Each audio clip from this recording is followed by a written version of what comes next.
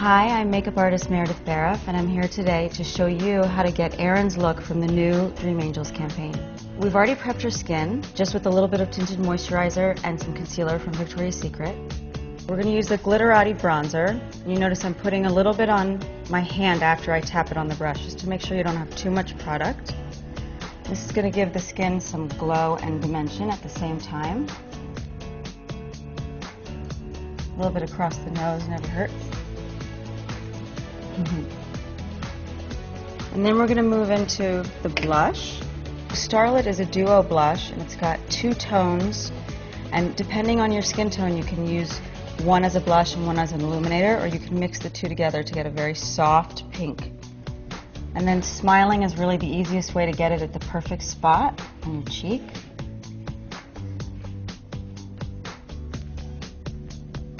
And the final step to the cheek is the illuminator. This is the VS Pro Radiant Effects. Awesome. You don't want to waste the product, so just try to get one pump. It gives you a good amount of product. You can use your fingers, you can use a sponge, you can use a brush. I like using a brush, where you can kind of buff it into the skin. I'm going to take a little bit to the top of the cheek to highlight where the top of the apple is. Feel free to take your middle finger or your fourth finger.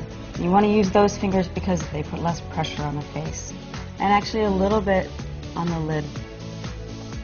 Now that we've completed her gorgeous glowing skin, we're going to move into her eyes. I'm going to start with this black pencil that has both the pencil on one side and a smudger on the other side. I'm going to line at the lash line. And you don't have to be too careful with how you put this on because you're going to smudge it. You're just going to take the other side of it and smudge it. Now we're going to create the look with the Ravishing Eye Palette. The great thing about this palette is on top of each color it says what you can use them for. I am going to take the color, the darkest color, the purple, and I'm going to put it right on top of that black liner. Press it in. The black with the purple gives a nice amount of depth. Okay, and then I'm going to switch brushes to a softer brush, and I'm going to use that same color, and I'm going to gradiate the color up into the lid. I'm going to go back to my other brush with the same color and darken the corner.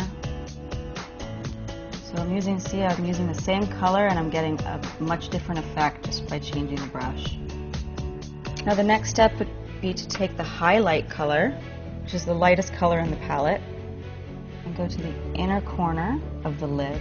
This is just going to give a nice open feeling to the eye.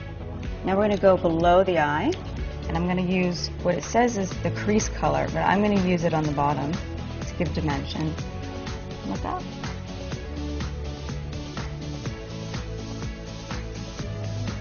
And the idea again is not to create a strong line, but just some soft dimension. So I'm going to come back now to the top of the eye with that crease color.